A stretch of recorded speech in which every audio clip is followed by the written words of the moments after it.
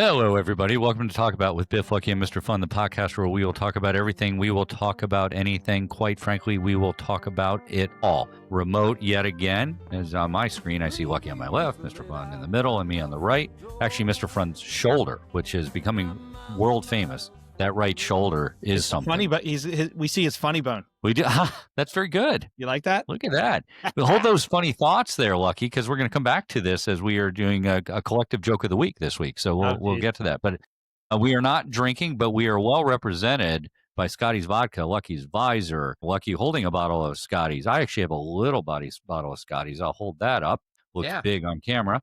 And then Mr. Fun has one on some form of a basketball hoop behind him. I hope he is not dunking Scotty. I'm trying to be sporty today. So Scotty and Jen are driving around somewhere in an RV. For their honeymoon. I assume that's what that is. I saw him on Facebook with one of those rented RVs. You know, it's got the big advertisements on it. It says 1-800-RV on the side or something like that? Yeah, pretty much. And I saw, it didn't say where they were, but they're out having a good old time consummating their marriage, I guess. You know what was last week, which we didn't talk about at all? We did... I guess it was last summer or the year before. It was year before we talked about Burning Man. Yes, right. Yeah. With Wendy, Burning Man was last week. It could be. Maybe they made a stop there. I think that might be right. They may have been out there. But by the way, they were the stars of Maryland tailgates. They participated and sponsored multiple tailgates, and people were thrilled to be drinking Scotty's. Oh, that's right. I saw him in some photos. So Scotty was there as well. He's everywhere. He's like Superman. Everywhere. He's everywhere. So he may have cloned himself. There might be multiple Scotty's because he's so many different places. It could. Maybe with the AI technology. JK, where in the world is JK? And as a reminder, JK is a friend of ours, fraternity brother of ours, who is based out of Salt Lake City. And he drives a large truck, a heavy rig, what would you call it? Big rig, whatever, 18-wheeler, whatever vernacular you want to use. He was in Capitol Reef National Park, which I believe is in southeastern Utah, one of the more recent national parks in the U.S. He sent pictures, looks beautiful. One of those places, again, that we should all hope that we travel to. And he continues to go to these places, and we will continue reporting on it. I had a couple things happen this past weekend. So we went to what was originally called the Rhode Island Invitational. Now it's morphed into a thing called the Cabin Cup, which is up in South Central Pennsylvania where we go. There were 12 of us playing golf up there. Two things of note. One, and I was told I can mention this, I took down Rob G from Severna Park. You know, he's a good golfer, right? He is a good golfer. He will admit that he has had some struggles as of late, but the game is the game. And I played against him yesterday, and our bet was, if I didn't win, I had to kind of give him all his due props on the podcast. And if I did win, I just got to tell everybody I beat him. Well, so, we also need to give a little bit of history of this, this claim now that Biff, that you beat him, because we've been doing this tournament now for, well over 25 years. And Rob G is usually the the zero handicap golfer, like the best golfer. Right. And we all score off of him. Rob G has not been playing that much, but he still carries that distinction of being the best golfer versus somebody like you, Biff, who plays, three times a week. So we are going to recalibrate for next year's Cabin Cup. I thought Rob G was like a trophy husband. Like, why isn't he playing a lot of golf? He does have trophy husband characteristics, but getting better at golf, his game has regressed. So, unfortunately, so thank you for diminishing my victory, Lucky. I appreciate that. That was very well done. A win's a win, but yeah, okay. There's no but in my win. I actually beat his ass. We'll just keep that going with the theme. So, anyways, on the Cabin Cup, I rode back with Jim M from Ocean City, our person, Mr. Big in Ocean City. And I had the chance to listen to podcasts, a couple things. One, listens to last week's podcast with him. He hadn't listened to the last episode or two, so we caught up on that. He laughed, vociferously, right? That would be the right word. Loudly, whatever the case may be, out loud to the anonymous joke Mr. Fun told. What do you call a moose? What do you call a moose with no name? An anonymous. Anonymous. He laughed out loud, and others had fed back to me that they also found that to be very funny. And based on that, actually, I'm going to create a YouTube clip, and I will put that out there for the entire world to see. So with that, the other one is that his feed on Spotify started serving up old episodes of ours. And there was one, which I didn't remember the titles. I give these random titles. It was called To Tell the Truth. And the basis of the name was the fact that Mr. Fun ran a game called Two Truths and a Lie, And if each of us gave 2 truths and a lie, and if we got it wrong, we had to eat these god-awful chocolate-covered scorpions and worms. The worms were disgusting beyond belief. But the best part about it, which is a very funny episode, it's like episode 109 or something like of ours. It was February of this year. It's laugh out loud funny, the episode. But when Lucky told his truths, he told something about almost getting a priest kicked out of the seminary. I can't remember what the third one was, but the other one was he kind of throws out there, I had sex with an Uber driver when he was single. And we're like, and Mr. Fun and I go, well, you weren't single when there was Uber invented. And he just didn't understand how we could immediately say that was the lie. I was making it easy on you guys, you know. Oh, right? yeah. It's the first time. You stumbled through it after that point in time. Then you tried to correct it like, should I have said I had sex with an Uber driver within the last 10 years? We're like, no, that makes it worse. Yeah, absolutely makes it worse considering you've been married 30 years. So anyways, it's a good episode. Speaking of laugh out loud, I'm in the mood to tell a joke or two. All right. Well, good. Well, thank you, Mr. Fun, for a segue, awkwardly put as it was. We were going to get to that. So each of us this week, instead of Get Lucky, which we'll come back to Get Lucky as our 1 minute theme, we are going to tell our version of the joke of the week. Mr. Fun and I actually did this, and we wrote our own, and Lucky, through the magic of AI technology, has had some assistance with him. So, but I'm going to let Mr. Fun go first because he's traditionally done the joke of the week. So, Mr. Fun, why don't you go? Then I'll go, and then we're going to let Lucky round it up. Okay, so I heard somebody told me that lesbians like Sony and gay men like Bose. Do you think that's true, or are those just stereotypes? Jeez, good one. That's good. That's good. Okay, here's mine. Mr. Fun told me that the best sex he had in college was with a girl with no arms. He had to give it to her. Give it to her. Got it. Girl in college. And she said, penis is the biggest I've ever touched. And I said, you're pulling my leg. Yeah. Good one. I had written a similar joke that said something you had to hand it to her. Got it. Yeah, see. There we go. Anyways, Luck. So you guys don't like when I set my jokes up, but I actually have both your two's characteristics in ChatGPT. And whenever I need a joke, a topical thing, I just say, hey, give me a joke about Biff and Lucky. I mean, I'm Biff and Mr. Fun. And this one is about NFL. Biff wears white jeans to Lambeau Field like it's a runway. Mr. Fun shows up late and asks who's winning the Super Bowl in week 2. Nice. Nice. If we were giving away a giant Scotty's, I'm gonna claim that I should have won it. For yeah, your joke was very good. You had some good ones. Thank you. Thank you. Good. So, anyways. Okay, so I had NFL centered jokes, but the week 1 kicked off this week.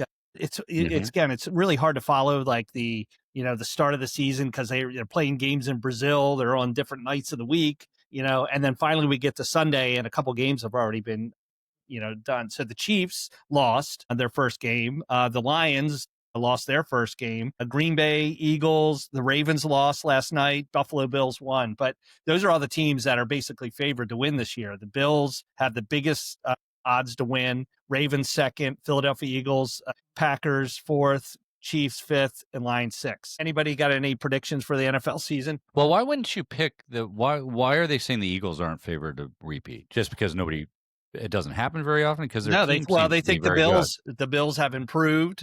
The Ravens have improved more than the Eagles, I think. One of the things about the Eagles, they did have a dominant year last year. Saquon Barkley, their running back, though, had a massive workload last year. And there are statistics that says certain age running backs who have these many carries and these many receptions tend to regress. So that, I think, has a large factor in why the Eagles they're still very close, but they're the third favorite to win the Super Bowl this year. I did. Go ahead, Rob. I can predict the Giants and the Jets will not go undefeated. They will not. Who both lost in week 1. It was a rough weekend for me. Rough weekend. Yeah, the Giants look awful. Yeah. They look awful. And then their ex-quarterback, laid the hammer down against the Dolphins, right? Daniel Jones. He played really good. So, I don't know. It's exciting, I guess, to have the football back on. Lucky you are actually going to Lambeau Field this week. Yeah. My one of my relatives' 60th birthday. We're celebrating in Green Bay, Wisconsin. So I'm leaving tomorrow to go out there. The Commanders are actually playing on Thursday Night Football against the Green Bay Packers. Really cool. We rented a house. They have all these party houses that are like right outside Lambeau Field. So we have a house for the from Tuesday to Saturday. We're gonna play some golf, mess around in Green Bay, tour Lambeau Field the day before the game. Massive tailgate. I ordered a big bunch of food. We're catering our tailgate party on Thursday. So yeah, it should be fun. I I need to share a story. I hate to interrupt, but it's my second year being in a fantasy league, and Mrs. chose my players, and I'm wondering if 164 is a good score in a 12-man fantasy league. What do you think, Luck? It depends on your scoring system. Well, we beat the other team 164 to 80. Oh, well, that's pretty good. So it was a massive win for Mrs. Fun. That's good. I have to. Go ahead, Biff. No, I'm sorry. Go ahead. No, I'm just saying you're gonna have to give her her own team next year. Yeah. I'm doing the only thing I'm doing football wise this year is a survivor pool. So which I've not done in a long time. I will admit that I took the Jacksonville Jaguars in week 1. They were playing Carolina Panthers. I don't know many things about pro football, or not enough to even do a fantasy football league, but I know Carolina stinks. That's that.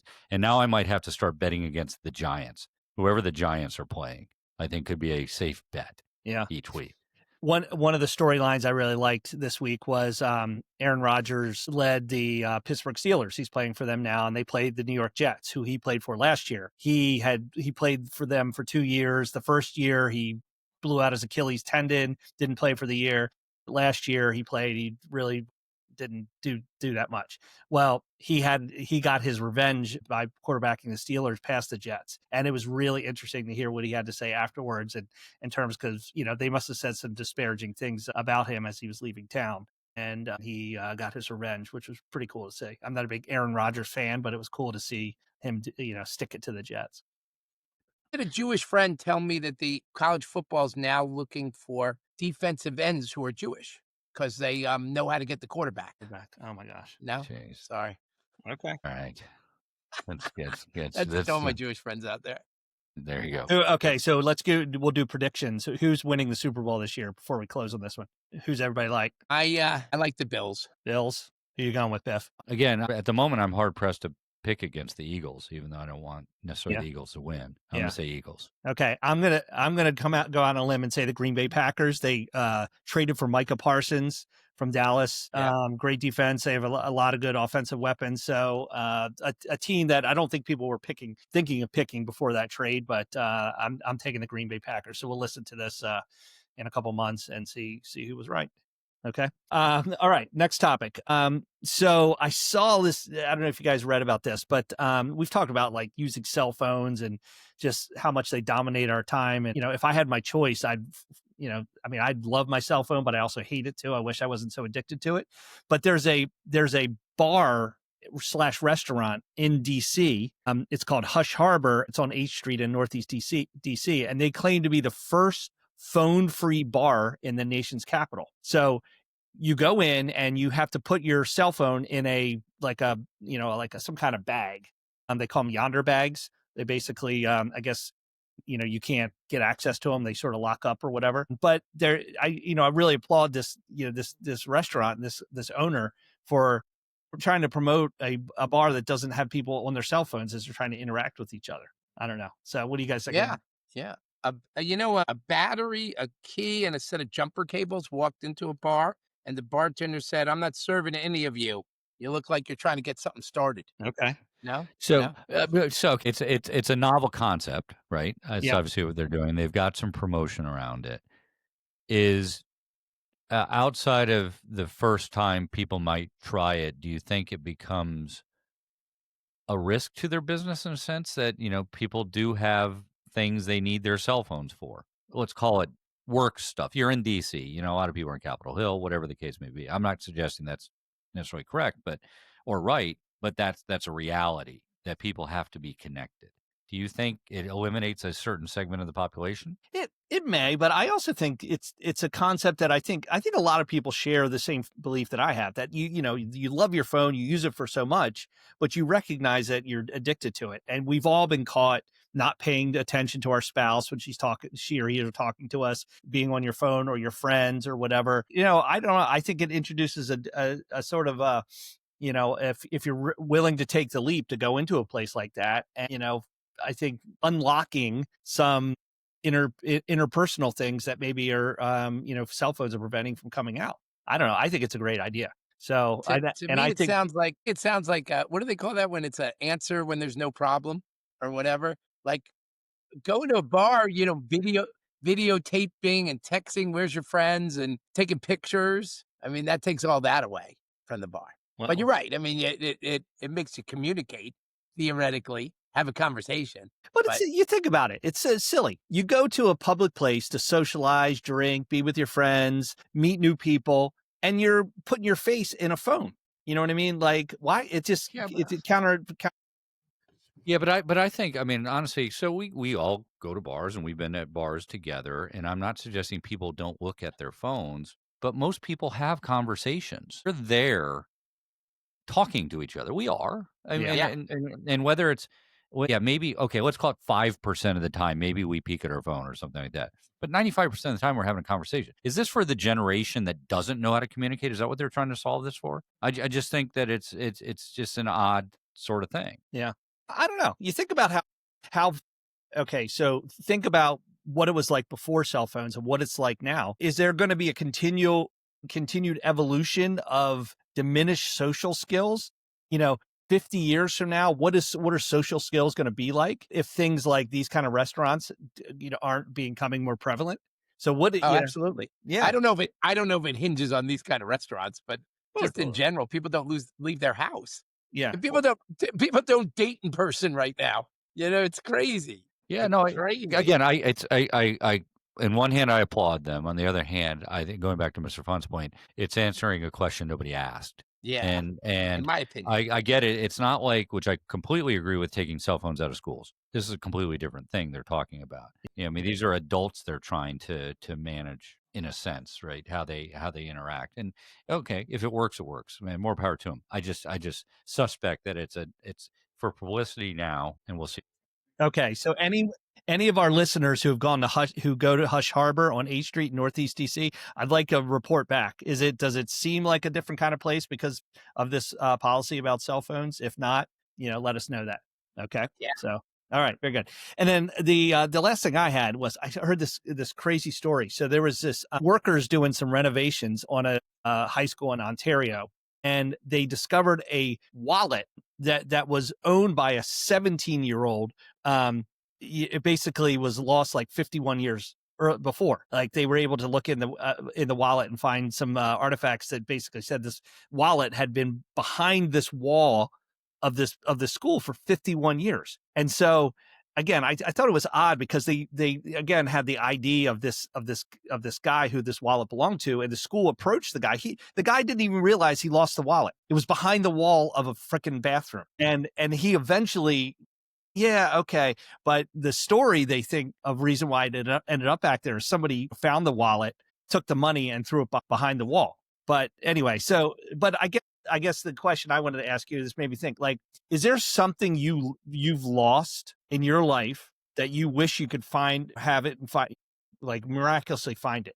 Like, did you lose something super important to you at some point? Anything come to mind? I have one. Yeah, well, I have, and you've actually had a couple wallet stories. I know we've talked about that in the past. I won't have you recap those, but I have lost my early year of my marriage. I've lost my wedding ring and never expected to find it again. And lo and behold, it was found right before we moved. It was probably a year later. Where? That we happened to find the wedding. It was in the yard. I was doing yard work, and I didn't realize it slipped off my finger. I purchased a replacement wedding ring, and which is there's a long line of about 3 or 4 wedding rings I have had to purchase new ones for. I've lost wedding rings twice, but the first one I never expected to find again. And Mrs. Biff found it one day as she was getting out of her car. It was in the yard. That's crazy. And So which one do you wear now? I wear one that I got on my 15th wedding anniversary. I bought it for, hold it up, 10 euros in Barcelona. It's just a silver ring. It's just, there's nothing really expensive about it, but it's the right size, blah, blah, blah. But I've lost them in the ocean. I've lost a couple wedding rings because they were always kind of they rattle around on my finger. But that's one of those items that have lost and then found kind of miraculously in some respects. Did I ever tell you the story when I lost my wedding ring? No. I was on Okay, so I'm married about a year. I was in St. Michael's for a bachelor party, and after we went out in the bars, we decided to go skinny dipping. All of us, we just stripped off all of our clothes and went buck naked out in, like, we call it waist deep water out in, like, near St. Michael's. Anyway, my ring slips off and I can't find it. And I'm like, I'm getting everybody to help me. We're all buck naked. So we didn't spend too much time looking for it. We went back in, but I had to show up. My in-laws lived in St. Michael's at the time. The next day I was meeting my wife, and I had to explain I was on a bachelor party. I lost my wedding ring in their hometown. And it was a little embarrassing. I was going to say, I don't know if I can't, it's not coming to mind things that I lost, but I regret I had all the iconic toys growing up. I had, the Evel Knievel Snake River Canyon motorcycle. And I had some great things that I kind of wish I still had. They just got thrown out. They got trashed and they got thrown out. But I had so many G.I. Joe dolls. I had so many cool things. Baseball cards. You know what else? When I went to school, when I went to college, I was hooked up with a beer distributor, and I must have had 10 neon beer signs. And to this day, I can't tell you what happened to them. I didn't throw them out, and they were huge. I don't know what happened to those. So. It's funny you say neon beer signs and then tying it to Lucky Store and St. Michael's. I used to work on charter sailboats, and one time we did a race to St. Michael's and ended up over there. And somehow we stole neon beer signs from a bar in St. Michael's. Really? And I had those in my dorm room, probably or excuse, maybe even in the fraternity, Mr. Fun. I can't remember. I remember I had a Bud Light sign. Yeah. And it was I just had it, and I got it in St. Michael's. But anyways, enough about that. What happened to you? You used to be so crazy. What happened to you? Yeah. We all mature. We all mature, Mr. Fun. We were waiting for you to hit the maturation level. If it wasn't for Mrs. Fun, you'd have your house decorated with beer signs and G.I. Joes, Mr. Fun. Yeah, that's right. I would. And I'm sure Biff was wearing some, like when he heisted the signs, he was probably wearing something a little darker colored or camouflage, not those white bands that make him stick out now. All right, let's enough with the white bands. So the big news last week that I picked up on was it made headlines, was that Elon Musk, the Tesla board, has given him a pay package with a potential compensation of $1 trillion. So let's remind ourselves, that's 1,000 billion, right? And a billion is 1,000 million. So that's a lot of money, and he's worth about 400 million now, something thereabouts. 400 billion. 400 billion. I think that's his net worth. So I looked it up as well, obviously that makes headlines, but it's over 10 years. And the facts that what he has to hit, he has to get the company to an $8.5 trillion market cap. I think the largest company in the world right now is about 4 trillion. It's NVIDIA, I believe, might be the largest market cap right now. So that's to take Tesla, which I'm sure is around a trillion or two. I don't actually know the number for the market cap. So to grow that in 10 years by a factor of, let's call it 4 or 5 times. He has to sell 12 million more electric cars. He has to get 10 million autonomous driving subscriptions. So people to pay for a feature within the vehicle that drives autonomously. 1 million robo-taxis and 1 million Tesla bots. That's what he has to sell. It's the number is eye-catching for sure. But they're trying to build the revenue up and the market share up and the market value up and get his focus back on Tesla, which I found to be they must have read his book, because his book was all about that, which is he wants to get paid based on delivering X, whatever it is. And that's how he's made a lot of money. It was obviously the one that the Delaware court struck down his pay package of $56 billion. So it's the Tesla board. I think they moved the company to Nevada or Texas at this point. So they're looking to get the business back on track. So what do you guys think? Do you think there's a sliding scale? Like that's like his on target earnings if he hits those metrics. But if he sells half as many autonomous vehicles or, whatever, do you think he gets even half of 1 trillion is still a shitload of money, Yeah. I'm sure his annual compensation is in the billions. So I don't think to your point, I'm sure there's annual numbers that are the targets, but this is to have him go for it. As he rides people pretty hard to get to these things. You assume that some of that compensation flows downhill to the workers, but you never know. So, well, I have no problem with performance-based bonuses that are predetermined. That the numbers you have to hit. I think I could live my whole life like that. Yeah. Give me incentive and let me work towards it. Absolutely. Well, the other thing is it's probably stock incentive. It's probably not cash. So, Oh yeah, for sure. I'm sure yeah. it's the stock. Yeah. Who knows? But anyways, I found that to be interesting. The other one, which is kind of a throwback to our college days, the MTV's Video Music Awards were last night, and I'd heard about it. I'm like, what's the relevance of the MTV Video Music Awards? One, because there's no videos played on MTV. That's, if you've flipped over to that, and I haven't in a long time because I don't have kids in that demographic, it's all like reality shows, right? So who are they giving awards to based on what, are they watching? Or if they're not playing them, why are they giving awards to performers? So I guess MTV knew this as well, because I read this online, that they actually went back to showing videos on TV. They did it for 24 hours a day, 7 days a week for some period of time this past lead up into the VMAs, so they actually are showing videos. But then it gets back to my relevance question, because I read another article that said, well, MTV is not relevant because you can see every video on YouTube, right? Why would you even see a music video on MTV? So I don't know. Any thoughts on MTV? I remember watching MTV in college, right? I remember the Thriller video coming out. I remember the big deal about MTV, but it doesn't seem to be there, and it's like they're making up something. Yeah, I mean, I think those awards now, the MTV awards are more than just music too. Don't they have like other pop kinds of things? They do pop icons and Yeah. stuff like that. Yeah. I get that. Yeah, but I mean, I think, MTV, it's more like the Grammys than anything, at least from a music perspective, right? Like the categories, etc. What a revolution, though, in TV and music. I remember we didn't have cable, and I just remember like being starved to watch at other people's houses MTV. Like I wanted to see what everybody was talking about, and I wanted to see these popular videos. And it was a game changer for the music and TV and cable industry, I think.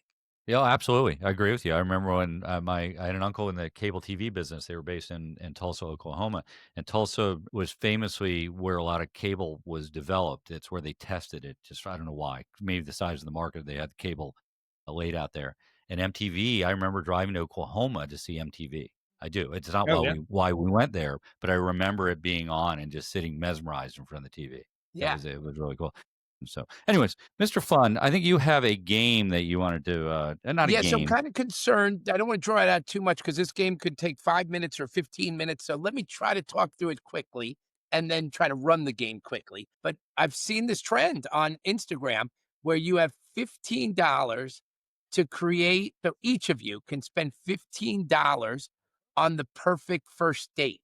You don't know what my questions are going to be, but what I'd like you to do, I did the math, and if you spend, I have 5 categories. So if you spend $5, $4, $3, $2, and $1, you'll spend your $15. So you have to think this through, kind of be strategic, because you don't want to be dealing. You want to have some money left over as we go through the categories. So here we go, and I'll keep track of Lucky and Biff. Who would you like to go on the date with? For $5, Scarlett Johansson. $4, Jennifer Aniston. $3, Natalie Portman. $2, Drew Barrymore, and $1, Jodie Foster. Who would you spend your money on, Luck? Well, I'm a big Scarlett fan, but not knowing the other categories, if I'm going on a date, I don't know if I want to necessarily. I like Natalie Portman. I was looking for it, like, where do I go for like a little bit of a discount, a little bit of a variety too. I mean, I'm everything Scarlett, so I'm going Natalie Portman for what would you say, $3? $3. Yes. So you spend your $3 token. What do you got, Biff? I think just because it's a generation, I'd go with Jennifer Aniston. I know that's $4, but I'll say Jennifer Aniston. $4. You're going on a date with Lucky you. I like Jennifer Aniston. All right, you're going to take my girl, Biff. Your destination for $1. You're taking Natalie or Jennifer to the bookstore. For $2, you're taking them go-kart driving. For $3, you're taking them to a Yankee playoff game. For $4, ready, a 2-day Caribbean scuba trip. And for $5, a Broadway show and overnight at a 4-star hotel in New York. Where are you taking Natalie Portman, Lucky? I'm going scuba. $4. That's an easy one. You've spent $7 so far. Yep. Right? Biff? I'd go go-kart racing. $2. You're spending $2 to take Jennifer Aniston go-kart racing. Because you just want to see if she's she likes to have fun doing those sorts of things. Oh, I know. Right? You know a lot about Jennifer. That's like an hour endeavor. I get a whole weekend with Natalie Portman for double the Right. money. It's a date. What if it goes horribly wrong on that first moment Well, on we'll your find weekend? out based on the rest of these choices. All Okay. right. You can only eat one food the entire time. For $1, it's McDonald's. For $2, it's Olive Garden. For $3, it's Chinese buffet. For $4, it's an Italian restaurant. And for $5, it's a classy steakhouse with great wine. Where are you, Lucky, taking Natalie Portman on your scuba trip? Not a big What are you eating? McDonald's fan, but I don't think the food is going to be a big deal on our Caribbean scuba vacation. So I'm going to Olive Garden for $2. You're going Olive Garden for $2. Biff, where are you going? I'm gonna go to the Italian restaurant. Nice. So you're gonna splurge $4. Yeah. You're gonna eat Italian after go-kart driving with Jennifer Aniston. Okay. Because we pride ourselves on being fun, guys, funny. This is your sense of humor. $1, she only laughs at her own jokes. $2, you have to explain your jokes to her. $3, she laughs at only half of your jokes. $4, she's funnier than you are. And $5, you're equally funny. What do you want, Luck? Natalie Portman's a pretty serious person, so I don't really think we're going to have a lot of joke telling. I'm going the $1 to save some So cash. she laughs at her own jokes. You spent your $1, which, by the way, leaves you with the $5. That's This right. is exciting. All right. Wait, how did he get to $5? He spent $3 on Natalie Portman, $4 on scuba, $3 on Olive Garden. I thought it was $2. I mean, I $2 thought on Olive Garden and $1 at laughs at own jokes. Okay. All right. I'm gonna go on the 50% route. Wait, Biff, I think we've messed up because you spent $4 on Aniston, $2 on go-kart, and then you spent another $4 on Italian. That's 10. Okay, you're doing it that way. All right. Okay. And then So what do you got left? and now I've just spent 3. I'm rolling the dice on the 5th category. Okay, so jokes. All right, I can just tell you what you've selected. Here were your choices. Here's how the date ends. A simple thank you is $1. A handshake is $2. Oh. Kiss and a hug is $3. You get to make out with your date for $4. And you get to go to second base for $5. So That's what do you it? got, Luck? You got your 5? You're going to I'm second definitely base. going to second base, but I'd expect a little bit more action than second So, base. I'm spending It's all the my... first date. It's the first date you're Oh, okay, with second base. Natalie. I'll definitely take So second you are base. going scuba diving with Natalie Portman. You're eating Olive Garden food. She only laughs at her own jokes. And you're going to second base. Biff, or with Jennifer Aniston, you're going on a go-kart racing journey. You are eating Italian food. She laughs at half your jokes. And what was left over? $2. $2. She gives you a handshake at the end of your first date. Thank you, Jennifer. All right. Thank you for playing. The You best can tell first I'm date a little bit more $15. suave bola than you, Biff, in terms of how to handle the ladies. So Yeah. You know, the other Whatever. day I had a dream that I was muffler. I woke up exhausted. All right, Mr. Friend, give us that is a clean joke. Do you have something that is a bit edgier? Dare I say risque? I got edgier, but I got another bad dad joke. I saw a baguette in a cage at the zoo. The sign read, "Bred in captivity." Bred in captivity. Bred in the captivity. Bred in the captivity was probably I the had better. problems saying it.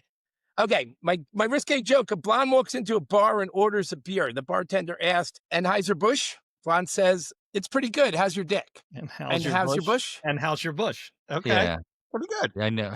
And how's your bush? Okay. All right. That's good. All right, Lucky. How do they get a hold of us? Talk about 2023 at gmail.com. Our inbox is starting to get overfull with the Gmail, our Gmail account. So I'm going to have to do some email management, but because we get so many emails. So All right. Well, that's okay. Well, worse problems to have. Yeah. Mr. Fun, any last minute thoughts from you? I like to apologize. I don't think we bring you guys are tired from playing golf. It was a long weekend for me. We didn't bring a lot of rah-rah, but we covered a lot of ground today. We covered a lot of ground. I've been You're drinking not- and playing golf for 4 days straight. I'm still haven't got back to normal. If you record this, if you rewind the recording, at one point I think Biff fell asleep. He apologized for interrupting, and then he went into he had a stroke for like a couple seconds. Thank you. Maybe I'll edit that out if that were the case. As I have the master edit button. Edit button. So good. Well, as we've said time and time again, we are on all the podcast platforms. So please like, subscribe. Same with YouTube. Continuing to to have some energy on YouTube now that we've gone to some video. So please have a look and please talk it up, talk about, share it with your friends, and do everything you can to pass it along. We know people enjoy it when they do listen to the podcast, so we do appreciate that. So with that, and since it has been a longer than normal podcast here, Really? let me just quickly say to everybody, thank you again for listening. And until next time, let me just say goodbye. All right. All right, here we are, guys, doing the outro yet again. We as was said, it has been a long weekend. We did one thing we've noticed as we've gotten older with Lucky and the crew, bedtime has been coming earlier on the golf trip. Oh, really? Yeah. It's probably more red wine and bedtime. I guess that's the difference between early days, which I wasn't at everyone, which was my microphone went. A lot of beer and staying up late. Yeah, So- in the early days, we would stay up until 4 and go to play golf at 8. Now it's go to bed at 10 and have fun playing golf at 8 in the morning. How was your Yeah. weekend? Fun? Anything good? Yeah, big Maryland tailgate. They won. It was action-packed. I forget everything, though. It was action-packed. That's so, good. So filled with action, I've forgotten. And you have 3 kids in college now, which we haven't spent a lot of time talking about. That's quite a monumental thing to have 3 kids in college at one time, as does Lucky. You guys have you are propping up the economy for state schools around the country. I have Doing two, our and best. I have 2 in school, and 1 is gainfully employed now. So I'm feeling good about that. Well, I thought you still had something left to graduate. Forgive me. He's taking his So, okay. exam, but yeah. Oh, Yeah. good. All right. Well, that's excellent. So good. Anyways, it is the outro. Mr. Fun, do you have any leftover jokes you want to tell in the outro? You know what happens when an escalator stops working? Nothing. It just stares. Okay. All right. So that's good. It is the outro, as we said. So this is where we do what, Lucky? We'll see you the next time. Right. Please join us again next week. Yeah. Would be the more formal way of putting it. And I'm Or not do you want gonna to say it. put? Or do you I'm want to not put the gonna- audience down like you put me down for winning a golf match? They don't join us; they see us, Yeah. Or listen to us. or they Right? listen to us. That's right. Or they do listen to us. So, well, good. Okay. Well, until next time, please join us again next week when we do it all again.